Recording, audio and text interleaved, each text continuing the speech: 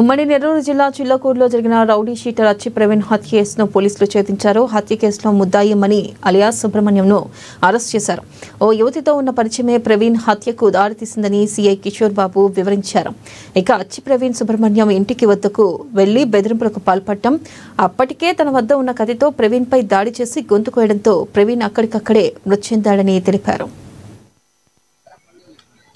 చిల్లకూరు గ్రామంలోని మేతన కాలనీలో నిన్న మధ్యాహ్నం జరిగిన హత్య కేసులో చనిపోయిన అచ్చి ప్రవీణ్ అతను గతంలో చాలా కేసుల్లో ఉన్నాడు.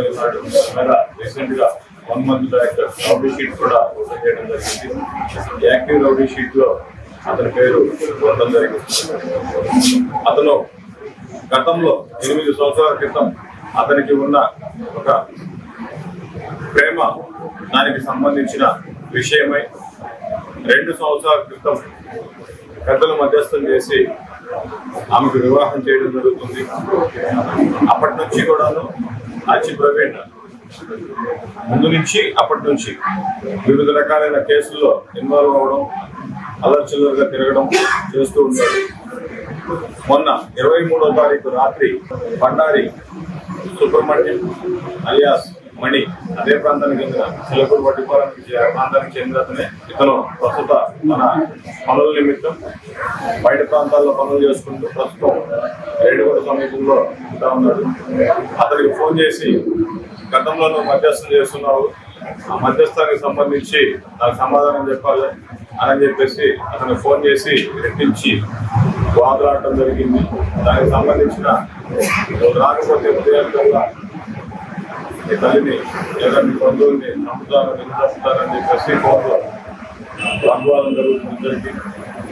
దాన్ని దృష్టిలో పెట్టుకొని సాయి బండారి సుబ్రహ్మణ్యం ఉదయాన్నే వచ్చి నిన్న ఉదయం వాళ్ళ ఇంటి దగ్గరికి వెళ్ళి వాళ్ళ అమ్మతో మాట్లాడడం జరిగింది. అదే సమయంలో అక్కడికి వచ్చిన ఇద్దరు వచ్చి ప్రవీణ్ ముద్దాయితో కూడా వాదులాడతారు. ఆ వాదులాడిన తర్వాత ఉన్నవాళ్ళు వీళ్ళిద్దరినీ కూడా మళ్ళీ గొడవాడతారని చెప్పేసి పంపించడం జరుగుతుంది. అదే సమయంలో మృతుడి తల్లి అక్కడ ఉన్న 2 వ్యక్తులకు ఇచ్చి అతన్ని దూరంగా పంపించమని చెప్తే అతను వచ్చేసి మేదర కాలనీలో ఉన్న అతని మిత్రుడు దగ్గర కోడపాలెం దగ్గర కూర్చొని ఉండగా ముద్దాయి అక్కడ కూడా వెళ్ళి ముందుగానే ఇతన్ని బ్రతకనిస్తే భవిష్యత్తులో నాకు నా కుటుంబ సభ్యులకి ఏదైనా ప్రమాదమే అనే ఉద్దేశంలో అంతం ప్రకారం అతనితో పాటు తీసుకున్న శాఖతో ముద్దాయి దగ్గరికి మేదర కాలనీకి వెళ్ళి అతని మీద మళ్ళీ గొడవ పెట్టుకొని ఇద్దరు కొట్టుకున్న సమయంలో కత్తితో చేశారా విధంగా శాఖలో గొడవలో పడవడం జరుగుతుంది. అదే సమయంలో అచ్చి ప్రవీణ్ పరిగెడుతూ వడ్డిపాలెం వైపు పారిపోతుండగా అతను మళ్ళీ బ్రతికితే ప్రాణాలకు ప్రమాదం అని చెప్పేసి ముద్దాయి అతను వెంబడించి ముందు ఉన్న ఖాళీ ప్రదేశంలో గొంతు కోసి చంపేస్తాడు. ఈరోజు రాబడిన సమాచారం మేరకు కేసులో ముద్దాయి అయిన